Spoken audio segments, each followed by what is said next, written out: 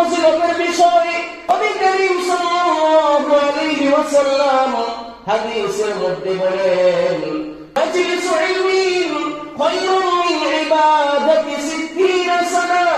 যে ইলমিন শিক্ষা করার একটা মজলিস, ইলমিন শিক্ষা করার জন্য একটা মাসালা, কথা ছিল এতটুকু, একজন মানুষ যদি 60 বছর পর্যন্ত নফল ইবাদত করে, তাহলে 60 বছর নফল ইবাদত করলে যে সওয়াব, ইলমিন শিক্ষা করার জন্য একটা মজলিস, একটা মাসালা শিক্ষা করা, এর চাইতে আরো বেশি সওয়াব। বলেন সুবহানাল্লাহ।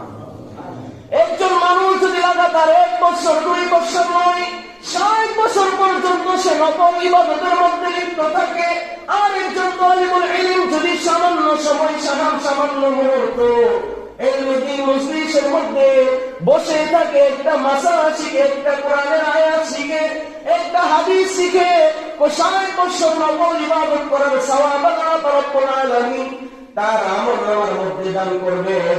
নবী করিম সাল্লাল্লাহু আলাইহি ওয়াসাল্লাম বলেন, শুধু 60 বছর না, খায়রুম মিন ইবাদাতি 60 সানা, 60 বছর নফল ইবাদত করেছে আরো বেশি সওয়াব, আরো বেশি নেকি আল্লাহ রাব্বুল আলামিন দান করবেন।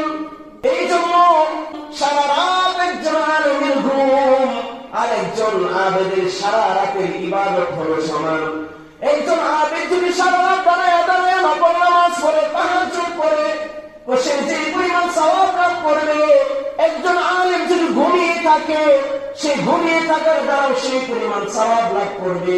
এই জন্য একজন সাধারণ মানুষ পশ্চিমকালেও একজন আলেমের সমান হতে পারবে না। এটাকে আমার বানানো কথা?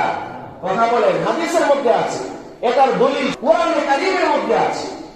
আল্লাহ রাব্বুল আলামিন ঘোষণা দিয়া বলেন যে একজন আলেমের ফজিলত কতটুকু, একজন আলেমের দাম কতটুকু, একজন আলেমের গুরুত্ব মর্যাদা কতটুকু।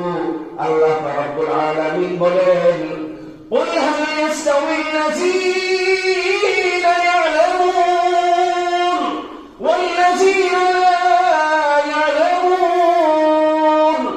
ইন্নামা ইয়াতাযাক্কারু উলুল আলবাব। আল্লাহ রাব্বুল আলামিন বলেন, হে নবী, আপনি বিশ্ববাসীকে জানায়া দিন, যে জানে এবং যে জানে না তারা দুইজন কি কখনো সমান হইতে পারে?